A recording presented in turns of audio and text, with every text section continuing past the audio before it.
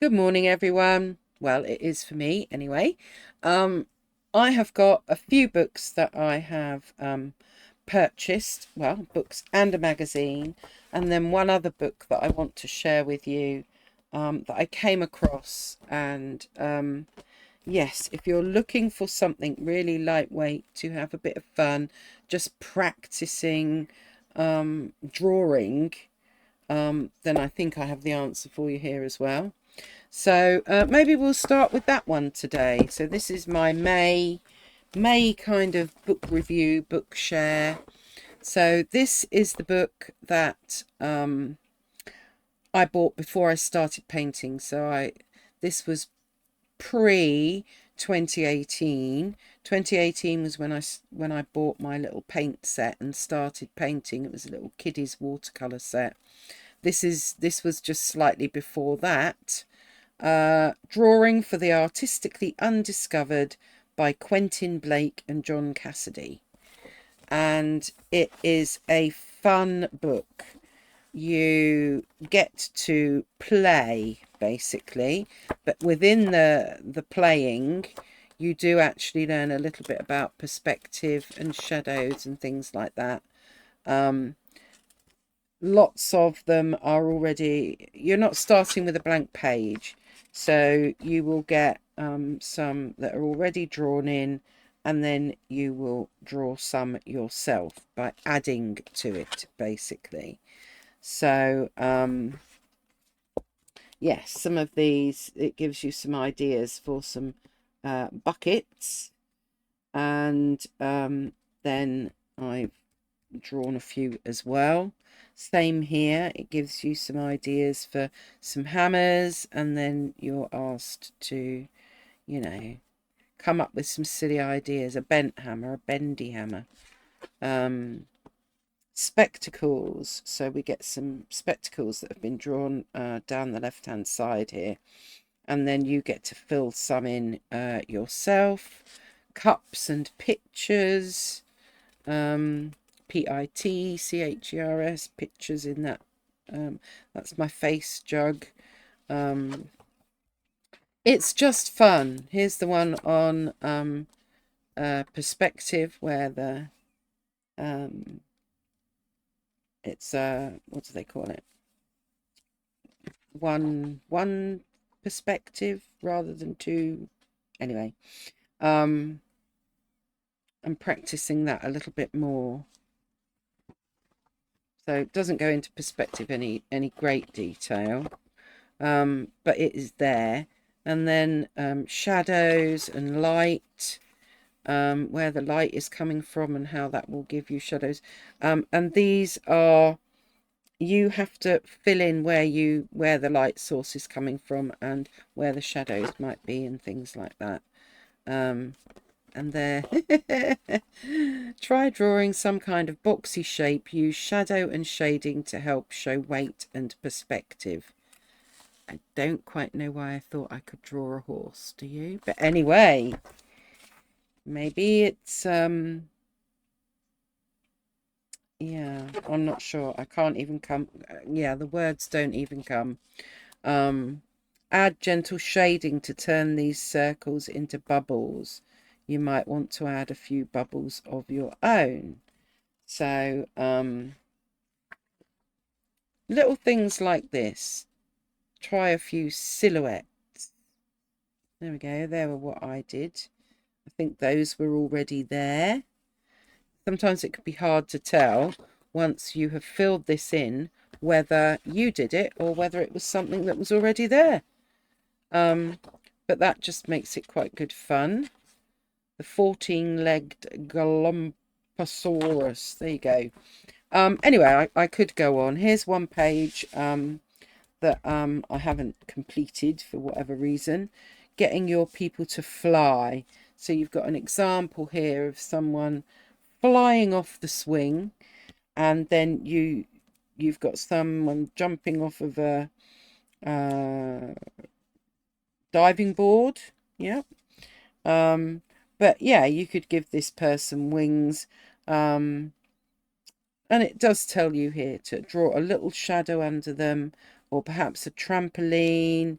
Yeah, so that's kind of what one of the pages looks like until you complete it, in a way, getting your people to sit down. And then over the page, your turn now. So you can see you are given a few pictures. It's not a blank page. And then you can look at these as your examples and come up with your own. That's kind of how the book works, really. And it really is inspiring in that you haven't got that blank page, which puts a lot of us off. So there we go. Drawing for the Artistically Undiscovered by Quentin Blake and John Cassidy. There. Moving on, I've got a couple of little books here that I think are what I might call keep them in your handbag, dip in and out of them. This first one is Mindful Thoughts. Let's try and get that a bit. Mindful Thoughts for Artists, Finding Flow and Creating Calm by Georgina Hooper. And she is a visual artist, educator, and doctoral researcher of traditional Chinese art, neuroscience, and consciousness at the University of Queensland, Australia.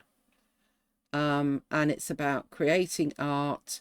When we draw together mindfulness and art, we enhance the benefits of both. And this is broken down into small chapters, and those chapters are broken down further into little subheadings. So, for instance, we've got a little section here on the marvel of mistakes. Much of our internal criticism can be orientated around the mistakes we make or our fear of making them. So what if we can alleviate this concern by transforming our perception of our bungles into something positive? And it gives you the quote from Bob Ross saying, "We don't make mistakes, we have happy accidents." And then we've got a little bit on the inner critic here. The joy of making, the aesthetic experience, art and historical mindfulness. We've got things like the spirit of the brush. We've got painting with the breath, creative space, habit, routine, and ritual. Anyway, there are lots and lots of little topics in there. There are a few pictures, as you can see, beginning and beginning again. So it really is one of these little fun books to artist's block, for example. Yeah, just have a little skim through when you're out and about. This one's the same, Steal Like an Artist, 10 Things Nobody Told You About Being Creative by Austin Kleon. It's a New York Times bestseller, and it gives you lists those 10 things here, and it talks about copying, if I can find it. Here we go. Nobody is born with a style or a voice. We don't come out of the womb knowing who we are. In the beginning, we learn by pretending to be our heroes. We learn by copying. So we're talking about practice here, not plagiarism. And copying is about reverse engineering. It's like a mechanic taking apart a car to see how it works. So we've got a quote here by Yohiji Yamamoto. Start copying what you love. Copy, copy, copy, copy. At the end of the copy, you will find yourself. Fake it till you make it. Make things, know thyself. Save your thefts for later. School yourself. So it's one of those that you can dip in and out of. Write fan letters. When I was younger, I wrote a lot of fan letters and had the good fortune to hear back from several of my heroes. But I've realised that the trouble with fan letters is that there's built-in pressure for the recipient to respond. A lot of times when we write fan letters, we're looking for a blessing or an affirmation. As my friend Hugh MacLeod said, the best way to get approval is to not need it. So anyway, 2 little books that I think are good fun for taking to the coffee shop with you, or sitting and reading on the park bench, but just a bit of fun, really. Something a little bit different is this Plein Air magazine that I got from on the internet. The website was called Newsstand, and I think it cost me about £8 something. It says here $9.95. But obviously I paid UK pounds for it, and it's just full of beautiful photographs of paintings, and I just thought, wow, yes, inspiration, whether it's subject matter, whether it's colours to use. I'm hoping I'm going to find some nice new artists that I want to follow. So yeah, this looks absolutely amazing. I didn't even know that there was a Plein Air magazine, other than just I don't know, maybe a week ago, when it might have been a bit longer, when I heard my colleague Diana Lisa Robinson mention that she'd got a Plein Air magazine. So maybe that's something that you don't know exists, the Plein Air magazine, and maybe that might be something you want to just do. I only ordered the one. I didn't do a subscription. I just wanted to see what it was like. And yeah, we will see whether I do a subscription or not. But another lovely thing to read in the garden, take out with you. I think that was well worth it. My next book is Chris Packham's Nature Handbook, Explore the Wonders of the Natural World. It's by published by DK Dorling Kindersley Limited. So they do a lot of educational type books. You may have seen some that now, who was it I was watching the other day? I think she's done a lot of Aliona, that's it. Aliona's Watercolor Creations, I think her YouTube channel is called. Yeah, Aliona's Watercolor Creations. You can correct me down below if that's wrong. But she's been reviewing quite a lot of the DK books. Chris Packham does a lot of nature TV shows. So he's kind of well-known TV personality. And I just loved this idea of everything being broken down into kind of the web of life, weather and sky. There's a little bit about equipment, and then it basically looks at, well, what's in your back garden, what's in your shed, what's in your home, farm and field, then onto forests, shrublands, grasslands, mountains, lakes, rivers, streams, the coast. Includes beaches, cliffs, wetlands, and the ocean, tundra and ice. So if I just show you, where should we start? So this is kind of garden birds, isn't it? Where are we? So close to home then is one of the sections, and we've got a little bit about what you might find in your home, your garden, your street, your town park, even the railway. And then look at these in the home. Obviously spiders. Round the clock, the different animals and the times that we might see them. Garden birds. And a little bit about feeding them and getting that right. The wildlife garden, hedgehogs and other creepy crawlies, shall we call them, composting. But we've got things on butterflies and moths. Then we move on to the farm and field.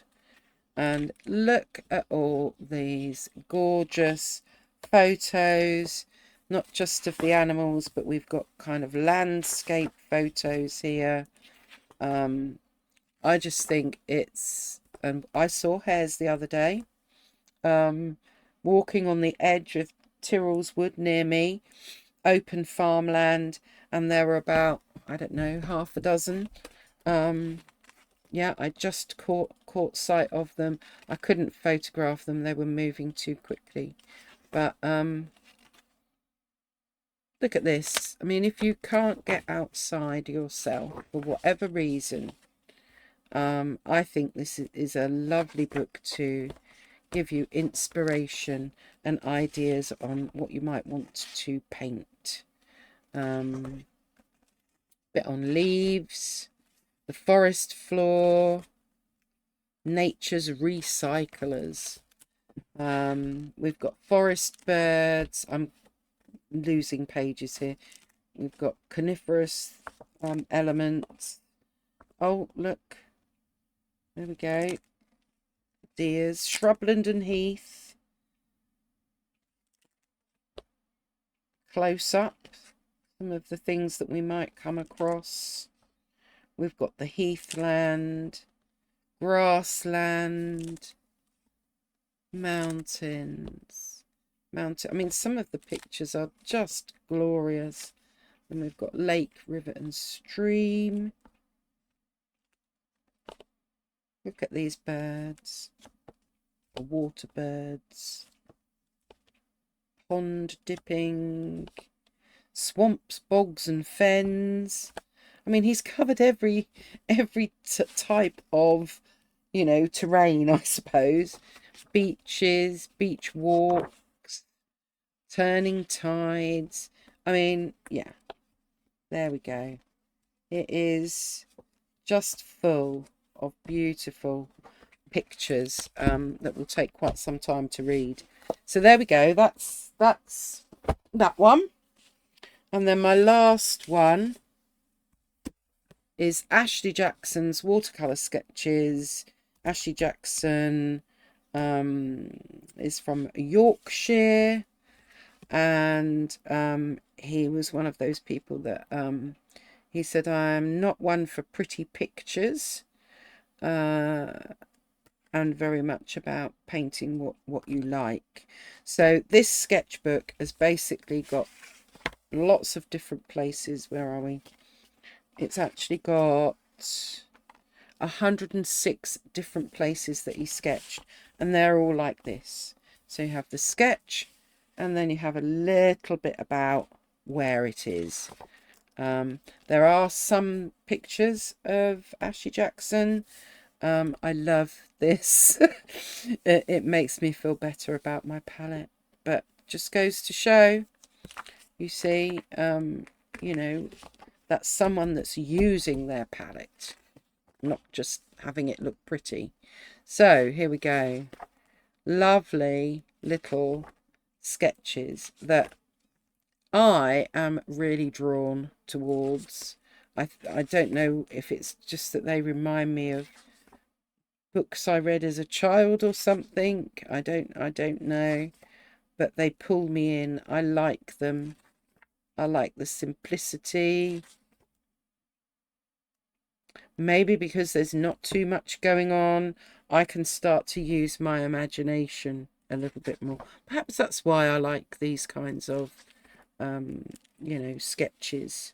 And some of them are terribly simple, look. Well, when I say simple, they're not simple as such, but, you know, it's lovely to just see all the mark making.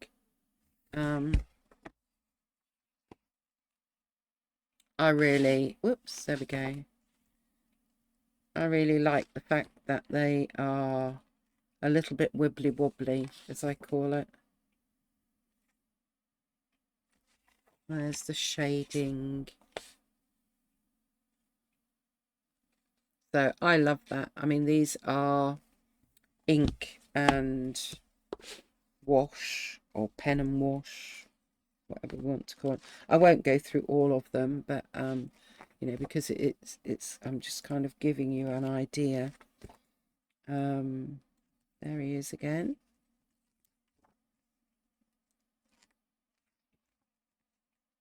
So I think this is probably my favorite out of all those books. I just love them. Final words. If I can offer one piece of advice from my life in art, it is that just because it doesn't come easily doesn't mean that art is not for you. You just need to keep practicing until you get it right, so that you learn to capture what you see with your eyes, your hands, and emotions connecting as one. Life is often about figuring out what you can't do and mastering it.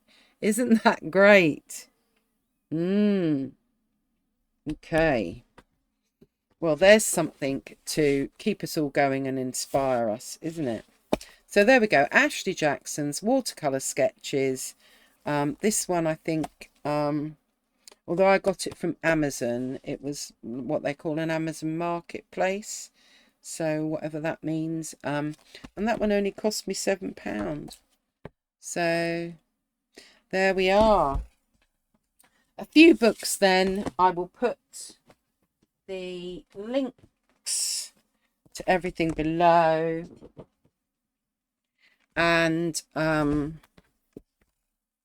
yeah, maybe one of those is something that will be on your wish list or your next shopping list. Who knows? Take care, everybody. Stay safe, stay calm, and I will see you again soon. Okay, bye for now.